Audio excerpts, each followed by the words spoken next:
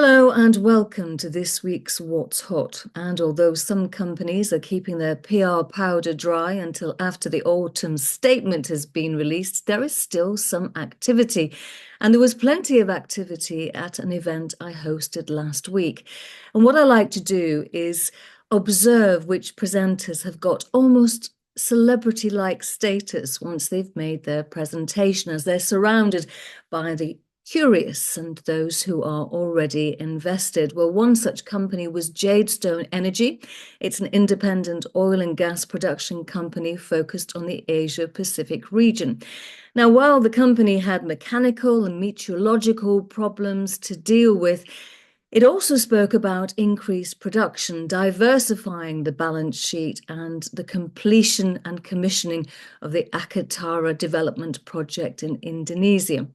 And one of those listening in on the post-presentation banter was Suarez, who summarized the off-camera chatter. Interesting to see the bottom comment that the company has been talking to institutions and funds buying into the company. Interesting, as there's scaremongering concerning rumours that Chancellor of the Exchequer, Rachel Reeves, could remove the inheritance tax break on AIM shares in the upcoming budget. This tax break lets shares be passed on tax-free if held for at least 2 years before an individual dies. And funds that exist specifically to benefit from the inheritance tax breaks on AIM invest around £6 billion in the junior market. They're part of the AIM ecosystem. So Rachel, take note, because my audience has vested interests in the junior market and its performance. Now, another company that attracted much interest was Arrow Exploration. It has a portfolio of assets across Colombian hydrocarbon basins.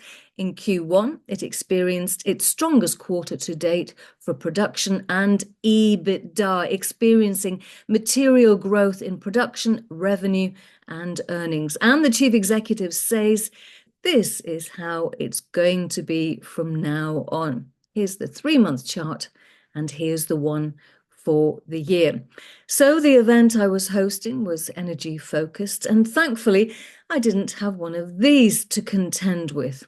However, he may have a point about climate breakdown being on our doorstep. But we still need energy, which brings me to Energy Pathways, which arrived on AIM last December. It's devising the Mesh Infrastructure Project, a large-scale natural gas and green hydrogen storage facility, which will be able to store a sufficient volume of energy to heat 2.2 average UK homes over winter. It just needs to get this over the line with the final investment decision due late 2025 and first energy supply anticipated in 2027. Well, thanks for watching. Hope you're well. I'll be back same time next week.